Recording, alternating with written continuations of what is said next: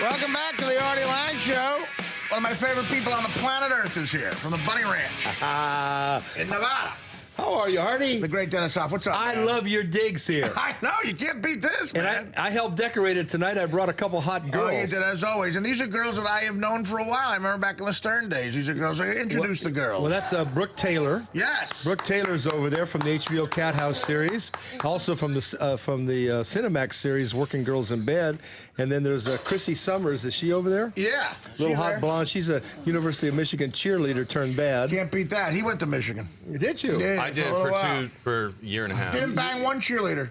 What? I did not. And he was a football player. What? Well, you know, she was a football cheerleader and didn't bang any of the football guys. Wow. Very nice. And sitting over here is a guy I'm very happy to meet, Scott Thorson. What's up, man? How are you? I'm fine. How about you? Good. Now, I just watched your movie for the third time. Well, not your movie, but the movie that your part of your life is based on, Behind the Candelabra with Liberace. Real fascinating stuff. John watched it as well, and watching that film, I really have to say you're a survivor, man. I'm glad you got through a crazy experience like that, and you're here to tell the tale. Nice to meet you. Well, thank you. It's an honor to be here. Yeah. And we're having a great time in New York. Yeah, now Dennis has become a quick new friend of yours. He's a good man, isn't he? You know, Dennis bailed me out. Nobody else would touch me. You know, Weintraub, all of them, they turned their back on me. And he came to my rescue, paying for my defense attorney. Jerry Weintraub, the producer of the Candelabra film, and then Soderbergh directed it, right? Right, Yeah. Steven Soderbergh. These are heavyweights, man. Michael Douglas, and you're played by Matt Damon. Matt Damon. We've got the best producer, director, cast. You can't go wrong. I mean, the picture's #1 here in this at HBO. And it's good. And it's really good. Yeah. And it's #1 in Europe. It's all the European countries have picked it up. Now, you got into some trouble. What happened recently where you had to get bailed out? Well, you know, I don't think anybody in life sets out to be an addict. And unfortunately, we do some stupid things when we're under I'm with the you here, influence. man. You're not going to find any judgment from me, man. Yeah. I'm an addict. Well, it was misuse of credit card and ID. And, you know, he's hired me, David Houston, the finest attorney that money can buy. He's a good man. He's a good man, Dennis. Good for you, man. I'm taking care of him. You know, what happens is Chrissy Summers over here, my little cheerleader, and Madame Suzette, who you know, they saw the movie and just felt such compassion for him. The next morning, they're in my office saying, "What? We got to get this guy out of jail." And I'm like, "Why?" And so they said, "Look, he was a young guy, 16, started having sex with the biggest celebrity maybe of one of the biggest. Is that how old you were? Was it I was 16. In the movie, when the scene where it depicts you meeting him backstage, you were 16 at that time. 16, yes. Okay, you went to see him in concert in Vegas. Okay. Yeah. Then he takes in Liberace to clean up his homosexuality. Decided he was going to adopt him, tell the world he was adopting him. Right, as his son. As his son. Just because he had to keep his image. Right. And then they loaded him up with cocaine, pharmaceutical cocaine. Yeah, the good stuff. And him and Liberace just partied and did all the crazy things that they did. I mean, in this day and age, if that same thing had happened with a celebrity, he'd go to prison. No, of course. So I mean, listen, and he made you get plastic surgery to look like him. That's right, yes. Now, how creepy is that when he comes out with a picture and he says to the doctor, another brilliant cameo, Rob Lowe plays the doctor, and he says, "I want you to look like this," and it's him. Now, how odd is that? Well, it was scary, but, you know, I was very young at the time, and, you know, I was in and out of foster homes, and he was really the first person that really cared for me. You were vulnerable. Yeah. Yeah. And, you know, I was thrown with all the, you know, I was fascinated with the wealth and the glamour and all the glitz. And so I did anything I could to please him, and I did. So when I got him out of jail, we had never met except by Skype. Right. And he gave me a big hug, and he says, "Thank you so much." I said, "Don't have to thank me. You're just going to get plastic surgery to look like me." Hey,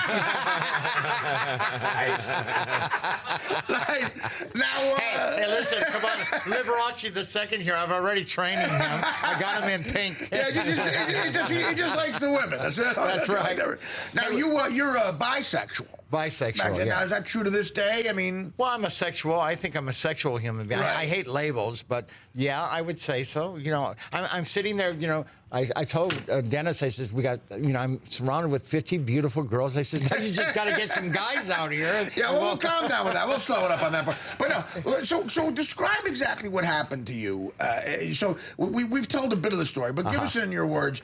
This is 1977. Your friend takes you to see Liberace in concert in Las Vegas. He knows somebody who gets you backstage. You get backstage, Liberace takes a liking to you, you're young, and you start living with him, working with him, having sex with him almost immediately, right? I mean... About a week later, yeah. Yeah, and so what happens from there on? Well, I mean, you know, I go backstage, and then he invites us to his home.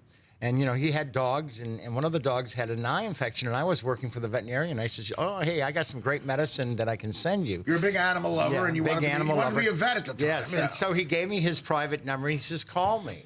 So I called him, and I says, hi, Lee, I got your medicine. I'm going to mail it to you. And he says, oh, no, why don't you bring it up? I'll fly you in if you could just deliver it. You okay, know? Right. So that's where it all started. Yeah, nice move. But, I mean, you know, I think Michael Douglas and Matt Damon, I mean, come on. Did a great job. Oh, the sex scenes in there were incredible. I mean. Now, was it always a situation where you were sort of the top, for lack of a better term? I mean, you know. Was he was sort of paranoid about that because he felt you could leave him for a woman at any time? Like, well, yeah, and I'm glad it happened because, you know, he was diagnosed with AIDS. Yeah, and all that. so if you had been the bottom a couple of times, you might have been exactly. Yeah. Interesting. So now you start using cocaine, and it's kind of a crazy lifestyle, and then you guys start arguing a lot, and then you see that maybe you were just one in a line of a bunch of guys who we sort of did the same thing to, and you felt used. In the movie, it does depict. Are you happy with the way the movie depicts it? Absolutely. I think they followed my book to the T. They did a very good job sticking to the book, and it was a love affair, a very tragic story. With the drugs and then, of course, the death of Liberace. Right. But it was a very fascinating life. It was fun. It was yes, it was a fast life. And you know, once he got me hooked. Now you got to remember, I was only 16 years old. He was 48 years my senior. He got me hooked. Dennis points out, pharmaceutical coke, man. At 16, you're like, whoa. Well, he got me hooked, and then you know he says, "Oh my God, I've created a monster." So then he just pushed me right out. Which is what he said about the first guy. He said to get you in, he said, I created a monster. Right. He keeps creating monsters. Yes. Right. Yes. And then, so, you know, I fought back. I said, well, you're not going to discard me like I'm a piece of trick, you know. Which he didn't get. A lot of people didn't fight back. No. Right. No, I was the only one that would fight back. So I took him on. I was just, 20-some years old, and I took on this big, powerful man. And, you know, they lied from the beginning. They made me out to be a horrible... They said a disgruntled employee. They said that I was a dope addict. And they never. One thing he didn't do is he never told the world that, you know, he was the reason why I was on dope. Right. Now, did he do it himself, or he? Yeah, he did drugs too. Yeah. Yeah. But he wasn't like a full-blown addict. No, he wasn't. No. Now, John, what do you have? What was the in watching the movie? Amazing. But I was curious what the drug was that the doctor had prescribed. Probably to you. amphetamines. It was bifetamines and pharmaceutical cocaine, Quaaludes. He was prescribing cocaine. Oh, yeah. I got to tell you, amphetamines. Same example. Dr. Max Jameson. We just had a guy who wrote the book about the guy who had Kennedy hooked on amphetamines and to lose weight. Sure, yeah. And to stay active. Same exact thing. Yeah. Well, I'll tell you a funny story. You know, it was Liberace, Michael Jackson, and myself in this limousine. There's a party. And we're all of our faces are wrapped up. Michael just had his nose job. Lee had a full-blown facelift. I had my cheekbones done, and it was funnier than hell. Yeah. And here we all go to Palm Springs to recover. Road trip.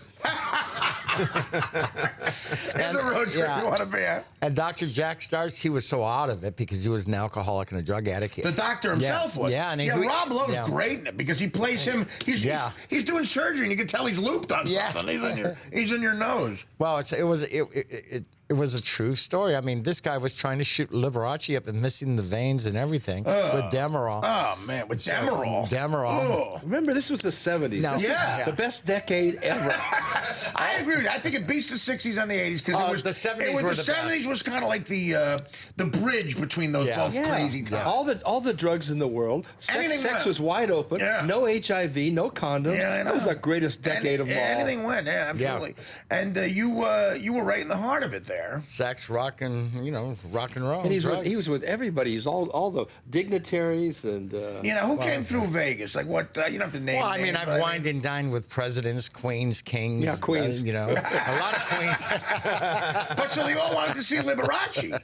They all wanted to see Liberace. Yes. Because he was a big act. He was the biggest act in Vegas. Now you got to remember the Hilton was the biggest showroom. He was the only one that could go in there and bill by himself. And that was without his a double deal. bill. Was at the Hilton. The Hilton. Yeah, he could fill he did 2 shows, the dinner and the evening show. He broke Elvis Presley's record. He still holds the World Book of Guinness for the fastest piano player ever, and the highest paid to this day, the highest paid musician ever. What was he pulling down a week? $23 million just off the Las Vegas contract. For a year? 18 weeks. $23 million. Wow. But that was in the 70s when $1 million meant something. Oh, I know. Yeah. So he sets you up with an apartment there or whatever, and anything you want, right? He buys you cars and jewelry. I'll tell you a funny story.